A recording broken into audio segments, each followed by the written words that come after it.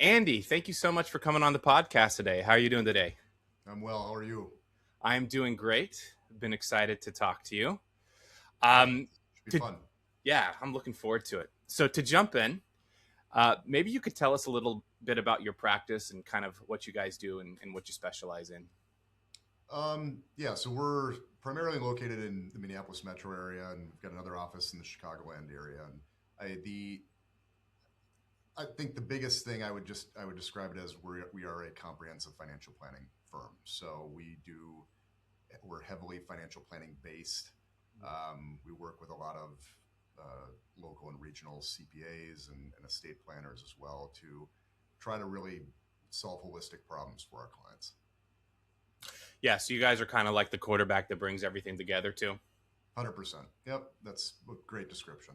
I love it. Okay, all right. So maybe you could talk a little bit more about what inspired you to kind of do this. How did you get into this line of work? Uh, I think, like a lot of kids, I had no idea what I wanted to do when I got out of high school. Yeah, So my guilty. mom, you're Yeah, right. I think a lot of us. I for whatever reason, I knew I wanted to get away from school, so I ended up leaving Minneapolis. I grew up here, but I went down to the University of Illinois. I got in Champaign. I got there because I was good at math and science. My mom said, "Be an engineer." yeah. Said, "Okay, that sounds great." I had a great engineering school. I went down there and fell in love with the school. A year in, I realized engineering was not anything I wanted to do. Mm. And so I had always had an interest in finance and the markets. My parents actually had an advisor growing up, and while I wasn't heavily involved with that, I was a kid. I got to see a little bit from the background on how it helped them get to where they wanted to be. My dad had created a small business when I was very small, and I saw him get help with that. It obviously helped them save for me to go to school and whatnot. And so my sophomore year, I took an internship actually with that advisor, learned more about the industry, and just kind of fell in love with it. Oh So wow! So you interned with your dad's financial advisor, yeah, dude? so That's awesome. yeah. That's So awesome. I don't. I looking back, I think he was kind of like, I don't really have much for him to do, but sure, come on and see what this looks like, you know. And Yeah. um, so yeah, it was. I fell in love with the industry there.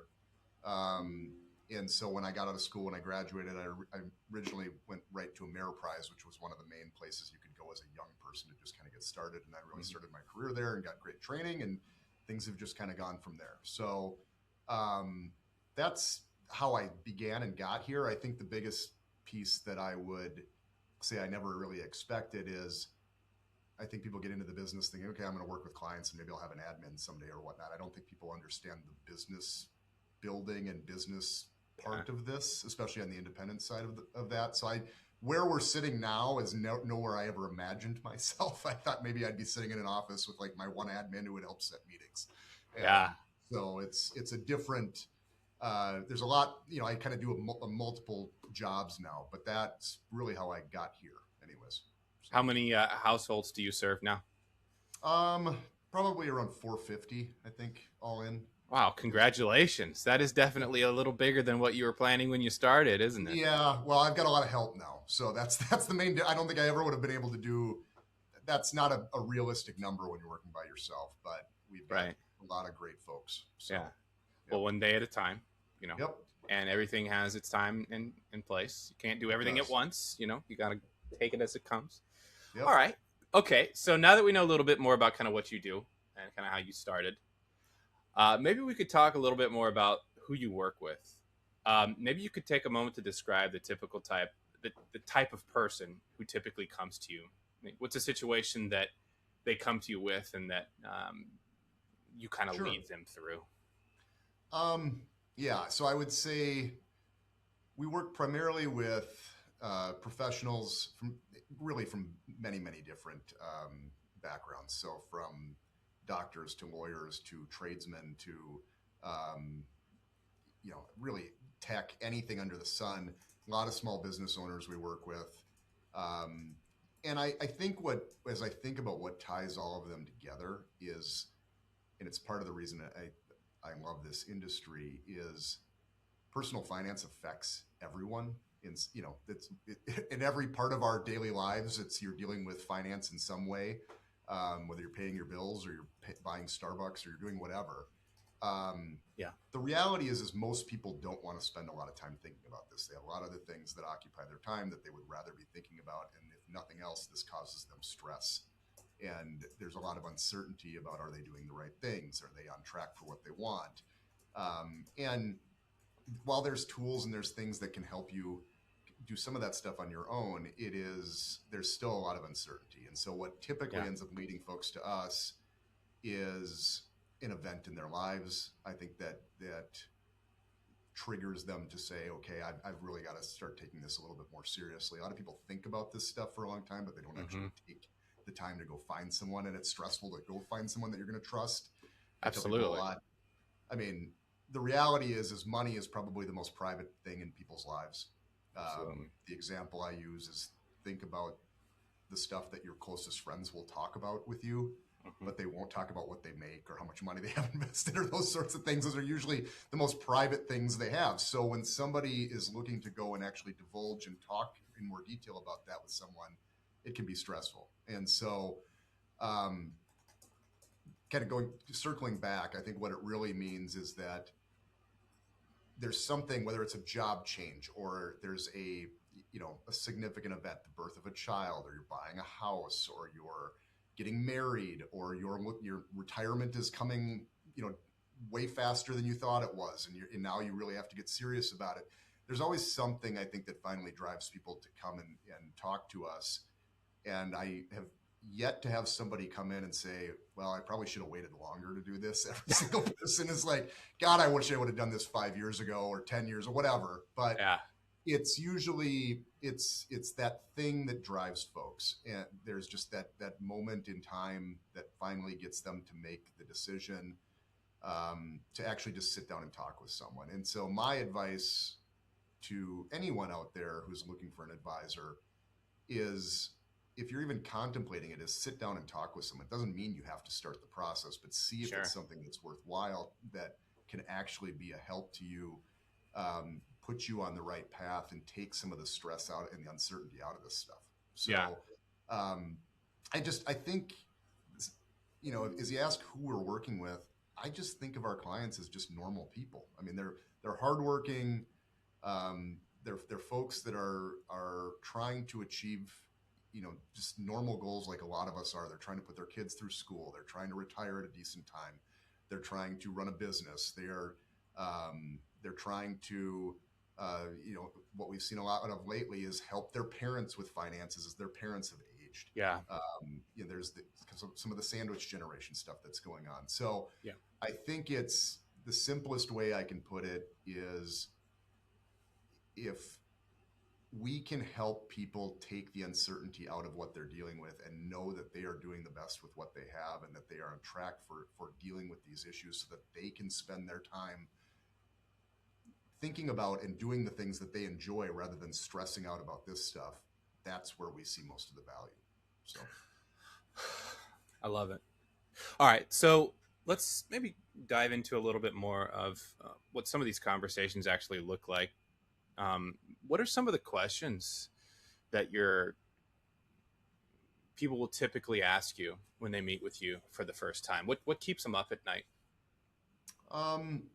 the big one is, I mean, the one that affects everybody obviously is retirement, right? Am I on track? And I think about those. It was Fidelity that had the old commercial from years ago where everybody had like a number as they were walking around or whatever. And Yeah. it was, what's your number, and that sort of thing. And there's a lot of uncertainty on that. Am I on track? Is it realistic for me to ever retire? That's a big one. And I think this is where planning comes into it, is the biggest piece of that. I just had this conversation this morning with another client, which is, it's almost entirely about what their lifestyle is and what that costs. I mean, it's the number, what you have saved, and, do you have a pension, and what's Social Security going to be, and some of these other things, what's your tax situation going to be? All of that plays into it. But in the end, it's, what does it cost for you to live? What are you doing? If you and your neighbor can have the exact same amount of money, but if you spend your money completely differently, there's a different, Absolutely. how on track either of you are is completely different. So that's a big one. There is, for any savings goals, those are always kind of the same as am I on track? But another big one is what happens if something happens to my spouse, or the breadwinner? Are we okay? Like, what does that, do we have to plan for some of those eventualities? We deal with, we've had clients who come in, they have special needs children. So what happens to my child if we are no longer here? What does that look like? And how do we plan for that? And so, from a business owner standpoint, because again, we work with a lot of business owners, I think that one is every business owner is focused on their business almost entirely. They want to spend as little time on the rest of this stuff as possible. They understand benefits and things like that are important for their employees and for their employees' well-beings. They don't want to spend a lot of bandwidth thinking about it. So from our standpoint, it's how can we take care of your employees, take care of you, make sure this is as efficient as possible, and take all of this off your plate so that you can spend the time thinking about your business and focusing your attention there. So I think the biggest misconception with our industry, just in general, when the average person comes in, I think just they've been told so much of it is about the investments, right? Well, how do I invest, or what do I, can I get into the SpaceX IPO, right? It's like that stuff. Yeah. And I think when they come in, they realize, and we start to talk about this stuff, they realize how many other moving parts there are to this that make up, I think, where the true value in working with an advisor comes from, which is understanding every part of your financial situation and then making the appropriate adjustments or changes so that you can maximize, what you've gotten and make sure that you're on track. And sure, investments is part of that, but it's not it. That's one small piece. So, all right, let's talk. Let's go into that a little bit more, because what you're saying, I think, is important. It's around expectations and kind of what it's actually like. So in order to make these custom tailored recommendations, you have to intimately know your client, right? And that comes over time, and we'll talk more about how you work with clients over time here in a moment. But what are some of the ways that you get to know your clients as individuals? What does that look like? Obviously everybody's different, but is client education a big part of this? Help me understand more about like how you get to know people. I think it's imperative that we get to know our clients and know them very well. If you want to put it simply, I think if you're going to pick an advisor or work with an advisor, you've only chosen right if it can be more or less a lifelong relationship, right? Or at least, for as long as that advisor is around or that firm is around, if you've chosen wisely, they're going to be working with you for a very long time. This isn't a transactional thing. And so, so from that aspect, I think it's a must that you know your client very well and what's important to them. And so when we're having even initial conversations with clients, very little of it is about how are you invested, or how much money do you have, or any of that kind of stuff. What we care about more is what are the things that are important to you? What are you trying to get done? What are the things that stress you out about finances? What are the things that make you worry or keep you up at night? Those are the things that we want to know. And then even as we're talking about it from a retirement standpoint, we want to know more about what are you going to do? What are you going to spend your time on? It's the money is just, that's how the bills get paid, but what does that look like when you are done? I have a lot of conversations with clients. It's interesting. So much of this is psychological and I think emotional around money.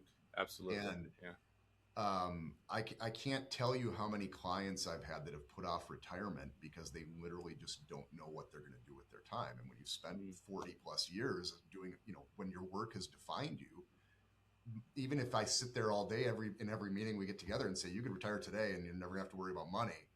That isn't, it's kind of a scary thought. Like, what am I going to do now? Right. And so we actually start coaching clients. We have now for years where, in the years up to that point, when we think we're going to be done, it's what does that look like? What are you going to spend your time? People have big ideas, right? They go, I'm going to especially up in Minnesota, we're like, we're going to snowbird. You're down in Florida. We're like, we're going to be down in Florida 3 months a year. Like, we don't want to be up here in January through March. Yeah. So there's a lot of people who do that, or they go to Arizona, or so that's a big thing. Yeah. Or I'm going to travel more, or whatever, right? Sure. There's these things that people think about in general terms. But what I always focus on is, what are you going to do at 10 a.m. on Tuesdays? Like what's your normal day going to look like? What are you going to fill your hours with? And there's a million different things, but I can't answer it for clients. They got to do that themselves because everyone's different. Is it hobbies? Is it grandkids? Is it volunteering? Is it a part-time job? Is it whatever that is?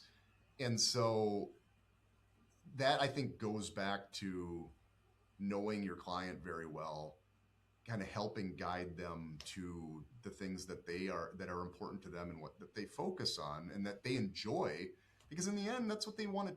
When we're trying to help people retire, it's not so you can be miserable for 20 years. We want you to be able to be done with work. You've done all this work over the course of your life. A lot of people have scrimped and saved and raised kids and sent them off to school and done all this stuff. And then you get to kind of the finish line. It's like, this should be a time that you can sit back and enjoy and really live life. And so what does that look like? Yeah. And I think it's a little bit different for everybody, but we try to kind of flush that out, as we go. So, and I think you can do that as you're having discussions with clients. I think that applies to really any goal that somebody has. Is, why is that important? Okay, I want to pay for my kids to go to college. Why is that a big deal? Or, I'm trying to think of another good example, but even like with a small business, right? I want to expand my business. Why? What's the reasoning behind that? And so understanding why these things are important to clients. Money is just a tool to make those things happen in the end. Absolutely. So, yeah. Well, it sounds like you kind of get your clients prepared and thinking about this by prompting their brain with the right questions. We try. Yeah. Yep. Yeah. Well, it's always good, I think, to have somebody to kind of coach you and help you along and keep you accountable, but also asking you what you truly want. Yeah. And I think, sometimes I don't think people have thought about all of these things together and even prioritize them, right? So a lot of times people have multiple goals. And what we oftentimes will tell clients is, our job is not to tell you which of these is the most important. Our job is to tell you, what is it going to take to get these done? And in many cases, we might not be able to get all of them done in the timeframes that you want. It's just not a realistic expectation. So if that is the case, then we have to start talking about which one is more important, focus on that, and then go to the next one, and so on. And I think it's a helpful exercise for all people to understand where is their focus, what is most important. A simple example would be, if you have somebody come in and say, hey, I want to pay for my kids, I have 3 kids, I want to pay for all their college 100%, and I want to retire at 60. We go through the numbers, and if that doesn't make sense, where it's not realistic, then something has to give. And right. So is 60 the thing that's the priority, or is full college the priority, or is there something in between? But a lot of times people haven't really fleshed that out and thought about it. And so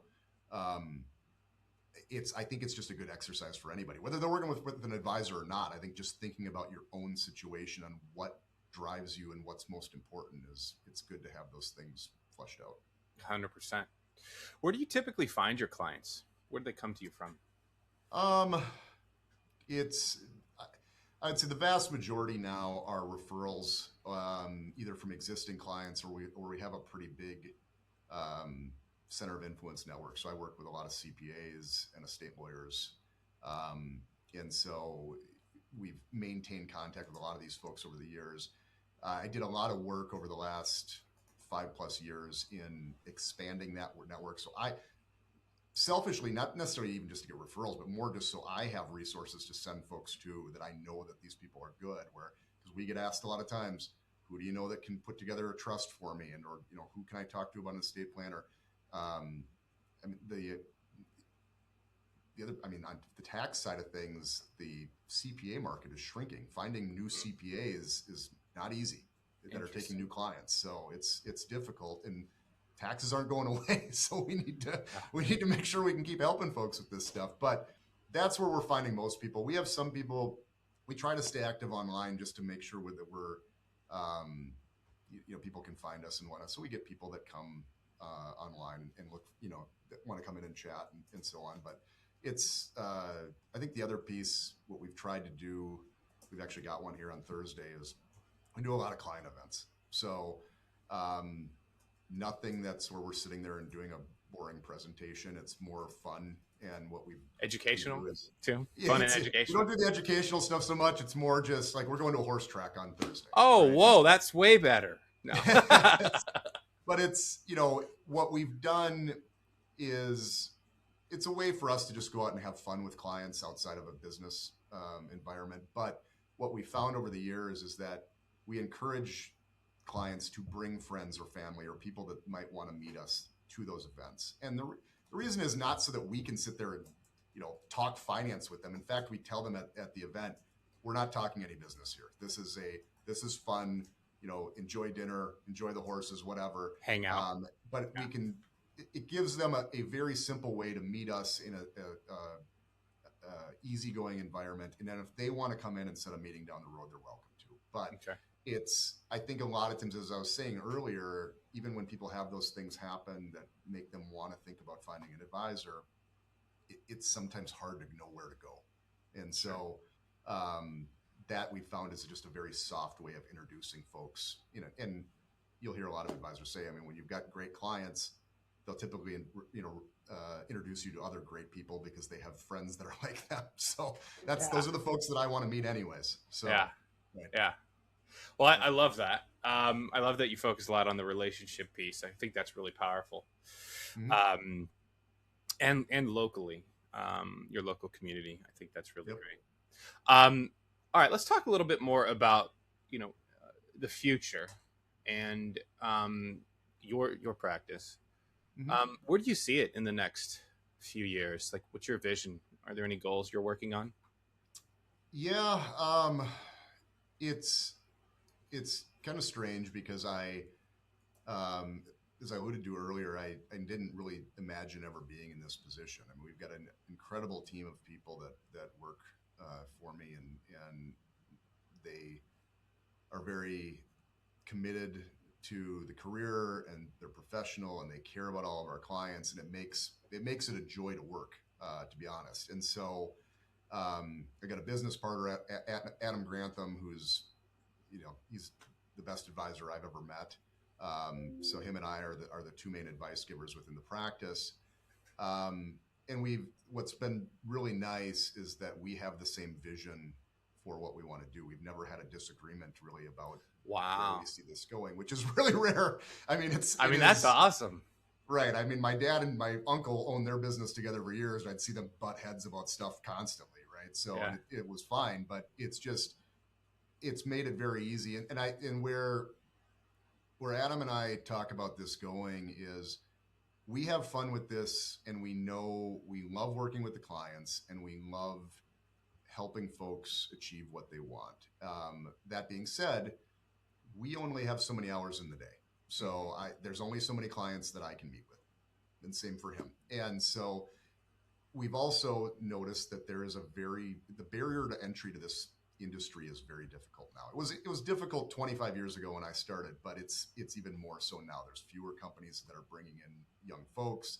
It's hard to get established, much less get good training. And so we are actively hiring and bringing in new folks. And whether we've just really started kind of bringing in new junior advisors and training them. We've got younger folks that we brought in, whether it's in planning department or in operations and whatnot. But we want to continue expanding and being able to we feel like we've got a great process and we've got a great team. And so the more people we can bring that to, the more people we can help. And so if we can bring new people into the career, watch them grow and watch them do great things, it's what keeps this from getting, I don't want to say boring. I love working with the folks that we do, but it's the next challenge. It's what's the next thing that we can do. Yeah. So So probably not listen boring. to It's also like fresh and relevant, and right. feeling new and exciting, and Yeah. And so are there new and better ways to do this? I mean, are there new tools that we can use? Are there, we, um, you know, I used to, we started using AI to do all our note taking, which is one of the greatest things that I've had come through in it does make years. it easier. Yeah, that's for It sure. does, and what makes us better, right? I Yeah, mean, I miss, it's just there's simple things like that. So we're excited. So as far as where we're going to be, honestly, 5 years from now, I would be shocked if we don't have double the staff that we have today, because we are actively growing, and we've been growing at a big clip, and we're actively bringing on new people. We for the first time this year, we brought in interns for the summer. I think we're going to do that every year, so we have kind of an active group of folks that we may want to just bring in for full-time employment once they're done with school. Um, awesome. so yeah, I mean, it's fun. So I, it's to me, this is one of the greatest careers in the world. Um, if you can kind of get through the first, part of it and actually establish yourself. So I wouldn't trade it for anything. I love it. All right, so let's talk a little bit more about kind of your process and what Mm-hmm. it looks like to work with you. So, Sure. if somebody were to become a client today, what happens the first few weeks? Maybe you could take a moment to explain what onboarding looks like, and then Yeah. explain maybe what it looks like to work with you during the course of a calendar year. Sure. So typically, what we do first is literally just have kind of an intro meeting. So that's where, even before they become a client, right? It's sit down and learn about the client, learn about what they're really looking for. Are we going to be a good fit for you? And if both sides of the table agree that's the case, then sure, we can move forward. The next step is we have a meeting set with our financial planning, and so she does essentially what it's a data intake, and that is it's either through a phone call or Zoom. There's some software stuff that goes with it, but essentially the client is then providing all of their financial information to us so that we've got all of that onboarded and put together. Um, Typically, the first planning meeting is going to be about a week after that with me or Adam or whoever's the primary advisor on the case. Um, in between, once we have all of that data, I then sit down with the planning department, go through that with them, talk about which scenarios and things that I want to see in the presentation based on what the client maybe has questions on or what they want to see. And then when we sit down in that first meeting, we're then presenting and talking about their exact situation, what maybe recommendations and things we can do to put them on the right path. We do it that way so that we're spending all of that meeting where I'm in that meeting with them talking about their situation and not doing data gathering. I don't want to be asking about what their income is in that meeting, right? We've Yeah, got all that stuff. So yeah. that's More, why we it's more break of it up. learning about the client and their situation. Right. Yeah, So that data intake meeting is going to be all about, it's not just the numbers, but it's also um, some of the things we were talking about. When do you potentially want to retire? When, do you have kids that you want to send to school? Whatever it is. And then we get all the family and everything else. And do you have insurance, life insurance? Do you have disability insurance? Do you have all these, what do your benefits look like at work? What are you saving into your various plans? What does your expenses look like? And so on and so on and so on. So all of that stuff's going to be gathered on the front end. And then we discuss and implement on the back end. And then that can involve, changes to saving or bringing accounts over and investing, and what does that strategy look like, and so on. So all of that stuff is implemented. If there is accounts and things that are going to be opened or money that's coming over here for us to manage, we don't do any of that in the meeting. I've got an operations department that will talk about what's going to be done, but then post meeting, that's all done electronically or over the phone with the operations department. So we're not sitting there signing reams of paperwork, in meetings, which I've never found that anybody likes. If you ever bought yeah, a house, I mean, it's like, gosh, yeah. You're there for sign 2 hours signing right. papers. Yeah, So I want to be there and spend all of my time talking to the client about what they want to accomplish, and then how can we make that happen?